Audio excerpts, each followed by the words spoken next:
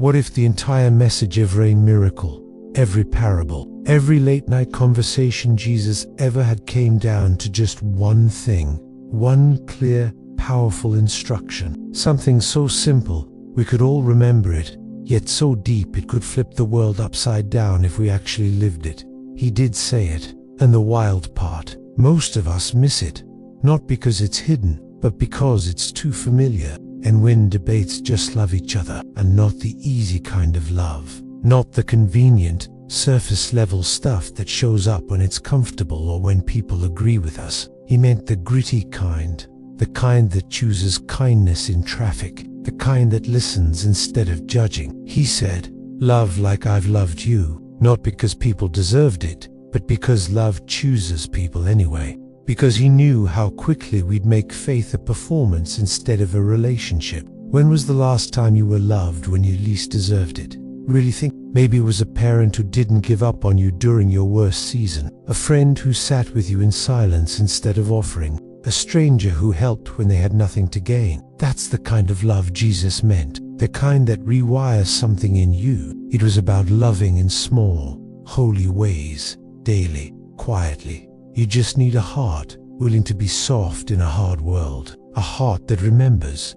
This was never about rules. This was never about religion. This was always about love, without applause. And the wild thing is, when we actually do this, when we actually live like that, it does change the world. One healed heart at a time. The kind that makes you feel seen, even when you're falling apart. How fast we'd trade compassion for control. He knew our hearts would bend towards self. It requires us to show up, not just to say nice things. It forces us to move beyond opinion and into action, not to prove we're good people, but because someone else's peace might depend on the way we choose to show up in their life. That we'd be tempted to protect our image more than people. That we'd pick convenience over connection. In the times we let someone cry alone because it was too awkward, you don't have to fix everyone. You don't have to be perfect at this, but you do have to care. You do have to choose it over and over, even when it's hard. Especially when it's hard, in the way we scroll past pain because it's inconvenient. But the invitation still stands. Love them anyway. Love first. Love when it costs. Love when it's quiet. Love when no one is watching.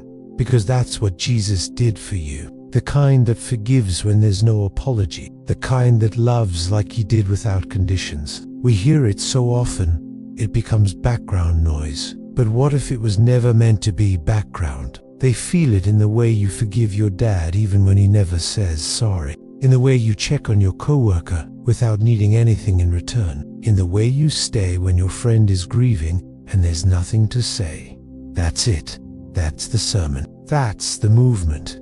That's the mission. We like people who are like us. We like the ones who make us laugh, who validate our opinions, who stay in our comfort zones. But the moment love costs something, the moment it challenges our pride or our schedule or our convenience, it gets tricky. And that's where most of us, if we're really being real, start to fail at the very thing Jesus asked us to do. What if this one thing is the very core of what Jesus wanted from us, and we've just made it complicated? He said, love one another. That's it. Not be perfect.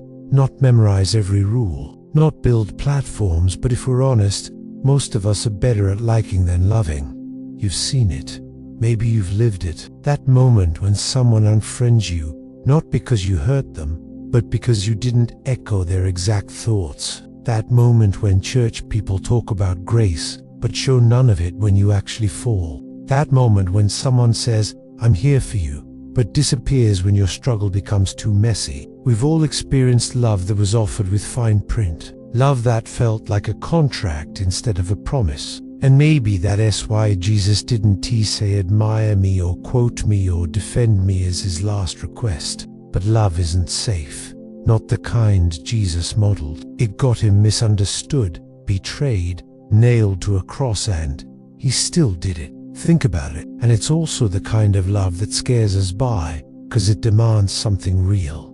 We fail at this all the time, every day. In the moments we choose sarcasm over gentleness. It's not about being a hero. It's about being human in the way he was divine, full of grace, truth, patience, and mercy, because love, real love, is how people feel God before they ever believe in him.